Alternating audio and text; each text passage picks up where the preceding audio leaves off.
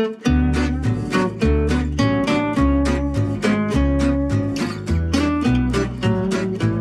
to this week's Brittany's Bites, and I have a very special guest. I have Gabby with me today. Hi, sweet baby.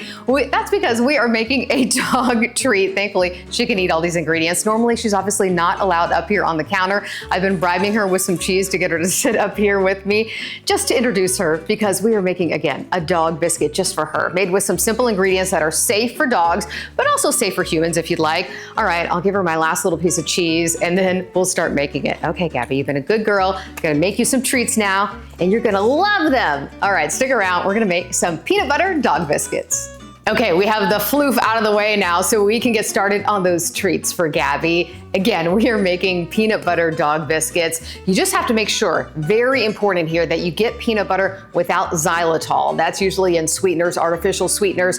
Just check the label. Many peanut butters are safe to go, but xylitol is very bad for dogs. So I really need to impress upon you to make sure that your peanut butter is safe. If it is, you are all good to go with this recipe. It only is really 4 ingredients if you count water. We have our peanut butter here. We have flour. In this case, I'm using whole wheat flour. That's the best for dogs, but you can use all-purpose flour if that's all you have. That is okay. 2 eggs and then water. And you can just mix this up in a bowl if you'd like, but I think it's so much easier when you use a stand mixer, so that's what we're gonna do. Let's get started. I'm gonna go ahead and use, again, one of my favorite kitchen accessories where you can just plop it right in there. Get your peanut butter in. Don't want to lose any of it. All that peanut butter. Okay. Ooh, that's pretty good. And then to that, we are going to add 2 eggs.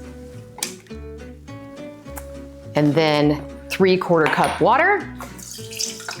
And then I think what I'm going to do is give this a little mix together before I add the flour and then go from there.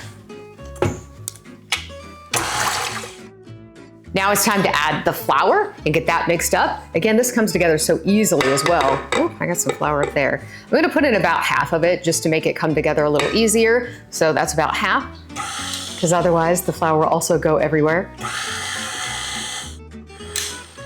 I'm gonna put in the other half now, or maybe half of the half.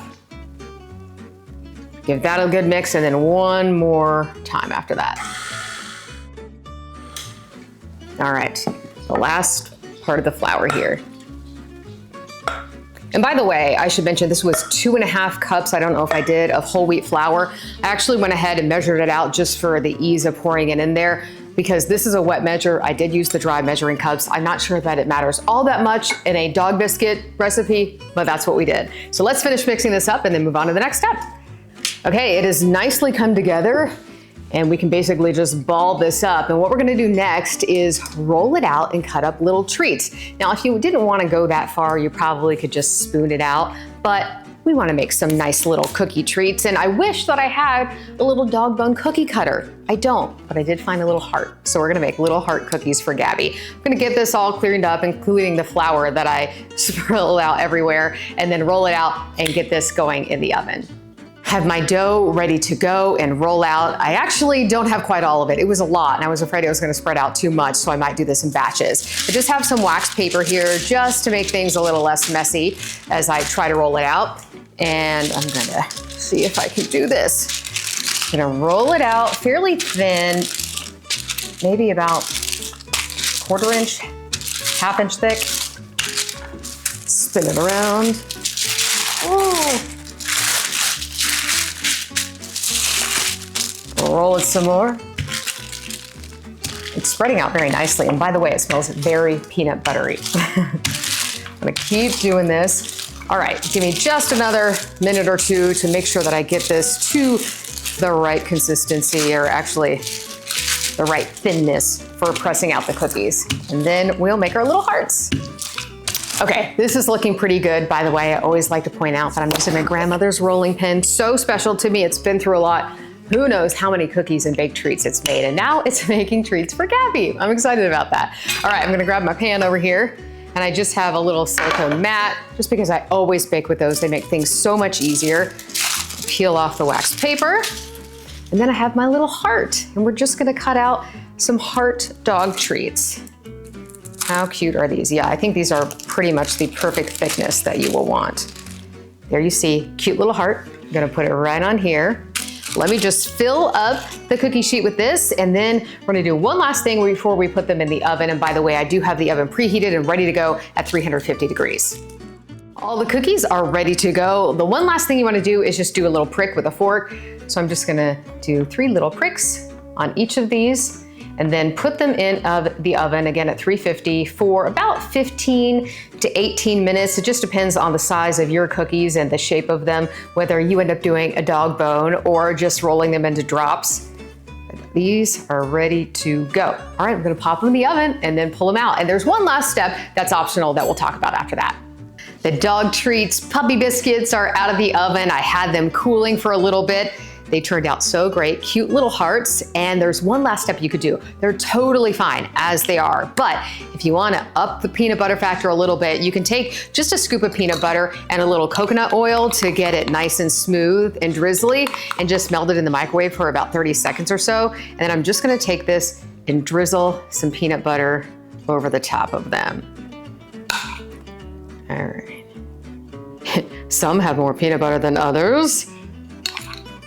I'm gonna finish doing this. Looking oh so cute. And by the way, they smell so peanut buttery. I think Gabby is ready to give them a taste, that's for sure.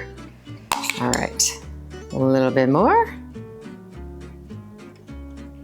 Great, those look so cute. They look just good enough to eat. And again, you could try them. They probably won't have a whole lot of sweetness or a lot of flavor to them, but they're perfectly safe and fine for both humans and pets.